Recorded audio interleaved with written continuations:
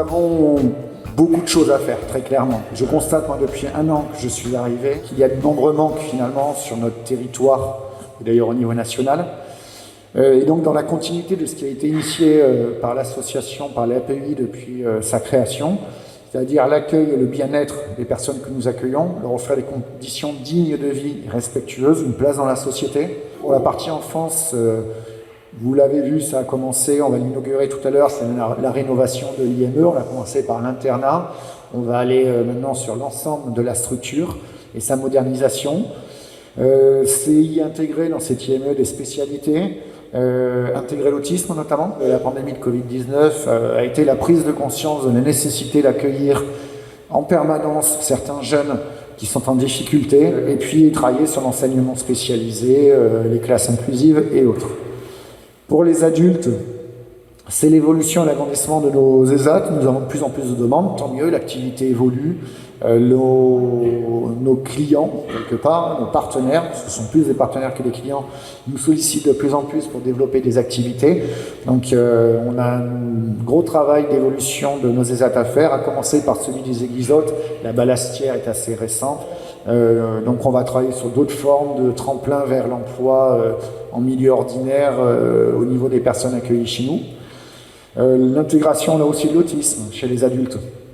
L'aide à la parentalité, y compris sur l'autonomie en hébergement, la rémunération directe et avec des notions de primes pour les travailleurs des AT. Et enfin, toute la partie foyer, hébergement, où là, comme je vous disais tout à l'heure, on a un manque de place, où on va travailler sur l'augmentation de capacité de nos établissements et logement tremplin vers le milieu ordinaire pour ceux qui sont plus autonomes.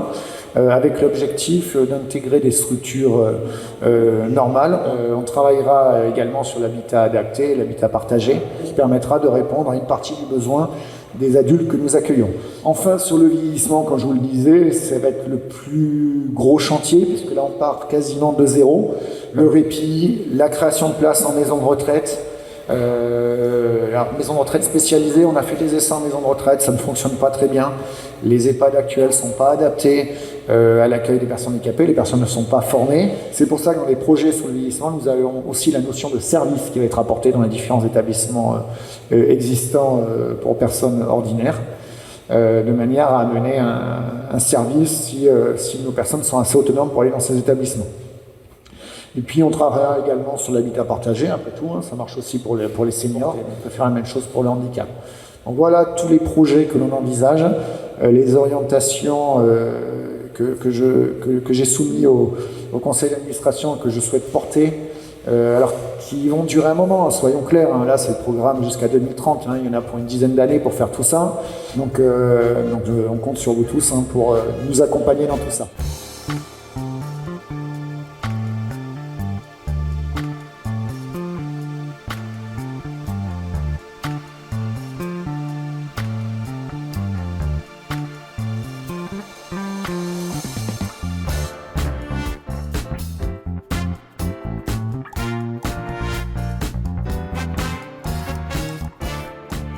Votre association, Monsieur le Président, cher Hugues, plus de 50 ans, créée à Libourne.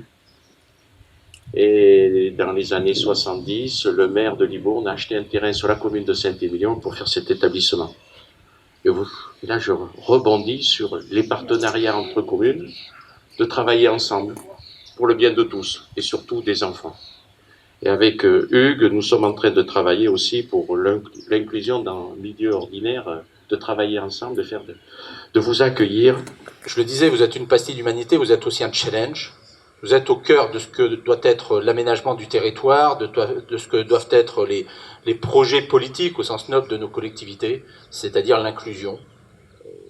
Je dois moi-même, et je compte beaucoup sur Esther Schreiber, qui est conseillère municipale déléguée à l'inclusion, justement pour muscler toujours plus notre implication à vos côtés. Il y a beaucoup de chemin à parcourir. Aujourd'hui, on inaugure une structure, une capacité d'une trentaine de places, de lits. C'est près de 250 enfants qui attendent d'être accueillis. 250 personnes, 250 de nos concitoyens aujourd'hui ne sont pas accueillis dans des structures adaptées. Il faut donc que les collectivités, avec l'État, nous puissions faire en sorte que nous allions plus vite et plus loin, parce que si vous êtes cette pastille d'humanité que je réaffirme, eh bien, d'autres y échappent à cette humanité que nous devons pourtant et à cette inclusion que nous devons.